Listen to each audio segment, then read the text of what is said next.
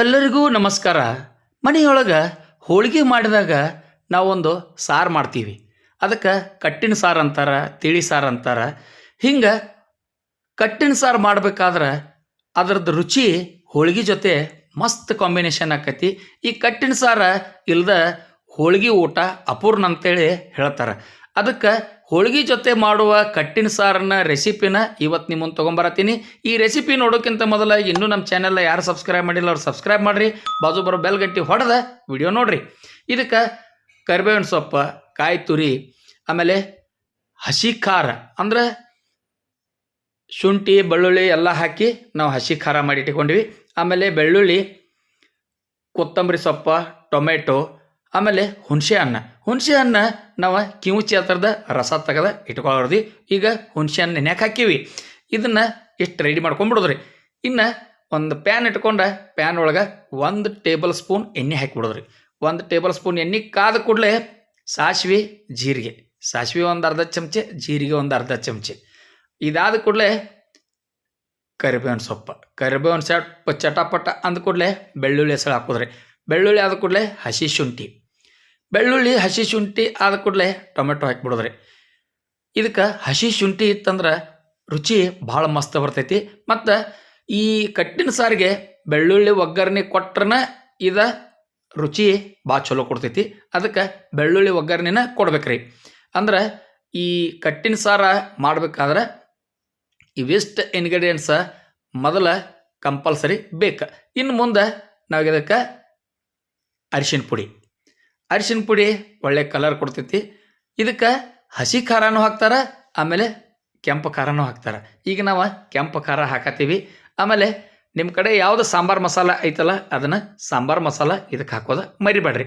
ಇದನ್ನು ನಾವು ಎಣ್ಣೆಯೊಳಗೆ ಮಿಕ್ಸ್ ಮಾಡ್ಕೊಂಡು ಕರೆಕ್ಟಾಗಿ ಅದನ್ನು ಕೈ ಆಡಿಸತ್ತೆ ನೋಡ್ರಿ.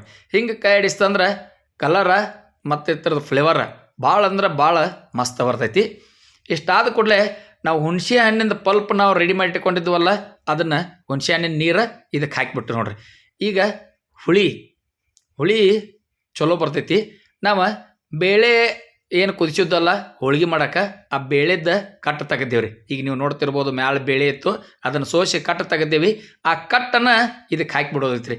ಈ ಕಟ್ಟಿನ ಸಾರು ಮಾಡ್ಬೇಕಾದ್ರೆ ಈ ಬೇಳೆ ಬಸಿದ ಕಟ್ಟು ಏನಿರ್ತೈತಲ್ಲ ಅದನ್ನು ಹಾಕಕ್ಕೆ ಬೇಕ್ರಿ. ಇದು ಹಾಕ್ತಂದ್ರೆ ಕಟ್ಟಿನ ಸಾರು ಮಸ್ತ್ ಆಕತಿ. ಇದಕ್ಕೆ ನೀವು ನೀರದು ಏನೂ ಹಾಕಬೇಕಾಗಿಲ್ಲ. ನಿಮಗೆ ಇನ್ನೂ ಸ್ವಲ್ಪ ತೆಳಗಬೇಕಾಗಿರ ನೀವು ಆ್ಯಡ್ ಮಾಡ್ಕೋಬೋದು. ಈಗ ರುಚಿಗೆ ಎಷ್ಟು ಬೇಕಷ್ಟು ಉಪ್ಪು ಹಾಕಕತ್ತಿದ್ದೀವಿ. ಹಿಂಗೆ ಉಪ್ಪು ಹಾಕಿ ಆಮೇಲೆ ನಾವು ಹಸಿ ಕೊಬ್ಬರಿ, ಕೊತ್ತಂಬರಿ, ಸ್ವಲ್ಪ ಹಸಿ ಮೆಣಸಿನ್ಕಾಯಿ ಹಾಕಿ ನಾವು ಅದನ್ನು ಕೊಟ್ಟು ಪುಡಿ ಮಾಡಿ ಇಟ್ಕೊಂಡಿದ್ದೀವಿ ಖಾರ ಕಾಲದೊಳಗೆ ಅದನ್ನು ಹಾಕತ್ತೀವಿ.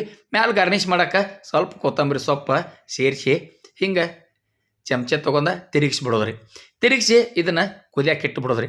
ಒಂದು ಕುದಿ ಬತ್ತಂದ್ರೆ ಕಟ್ಟಿನ ಸಾರದ ಫ್ಲೇವರ್ ಹಿಂಗೆ ಬರ್ತೈತಿರಲ್ಲ, ಘಮ ಅಡಿಗೆ ಮನೆ ಎಲ್ಲ ತುಂಬತೈತ್ರಿ ನೋಡ್ರಿ. ಕುದಿ ಬಂದೈತಿ, ಈಗ ಮಸ್ತ್ ಹಂಗೆ ಕುದಿಯಾಕತ್ತೈತಿ. ನಮ್ಮದು ಕಟ್ಟಿನ ಸಾರು ರೆಡಿ ಆಗೈತ್ರಿ. ಹಿಂಗೆ ನೀವು ಒಗ್ಗರಣೆ ಹಾಕಿ ಕಟ್ಟು ನೀವು ಅದಕ್ಕೆ ಡೈರೆಕ್ಟ್ ಹಾಕಿರಂದ್ರೆ ಕಟ್ಟು ಬರ್ತೈತ್ರಿ. ಅಂದ್ರೆ ಎಣ್ಣೆ ಲೇಯರ್ ಬರ್ತೈತ್ರಿ. ಆ ಎಣ್ಣೆ ಲೇಯರ್ಗನ ಕಟ್ ಅಂತಾರೆ ಕಟ್ಟಿನ ಸಾರು.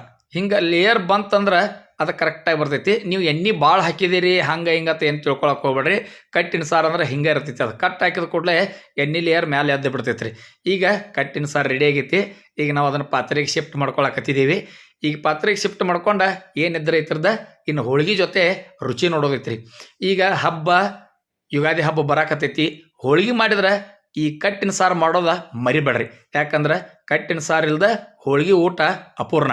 ಯಾಕಂದ್ರೆ ಅನ್ನದ ಜೊತೆ ಹೋಳಿಗೆ ಜೊತೆ ಈ ಕಟ್ಟಿನ ಸಾರು ಇತ್ತಂದ್ರೆ 1 ಹೋಳಿಗೆ ತಿನ್ನೋರು 2 ಹೋಳಿಗೆ ತಿಂತಾರೆ. ಆಮೇಲೆ ಈ ಕಟ್ಟಿನ ಸಾರು ಐತಲ್ಲ, 1 ವಾಟಿ ಅಂದ್ರೆ 1 ಕಪ್ ಕುಡಿಯೋರು 2 ಕಪ್ ಕುಡಿತಾರೆ. ಅಷ್ಟು ಮಸ್ತ್, ಅಷ್ಟು ರುಚಿಕಟ್ಟಾಗಿರ್ತೈತಿ. ಅನ್ನದ ಜೊತೆನೂ ಚಲೋ, ಹೋಳಿಗೆ ಜೊತೆನೂ ಚಲೋ. ಈ ವಿಡಿಯೋ ನೋಡಿದ ಕೂಡಲೇ ನಿಮ್ಮ ಬಂಧು ಮಿತ್ರರಿಗೆ ಶೇರ್ ಮಾಡೋದನ್ನು ಮರಿಬೇಡ್ರಿ. ಇಲ್ಲಿ ತನಕ ಸ್ಕಿಪ್ ಮಾಡಲ್ದ ವಿಡಿಯೋ ನೋಡಿದಕ್ಕೆ ನಿಮ್ಮೆಲ್ಲರಿಗೂ ತುಂಬ ಹೃದಯದ ಧನ್ಯವಾದಗಳು. ನಮಸ್ಕಾರ.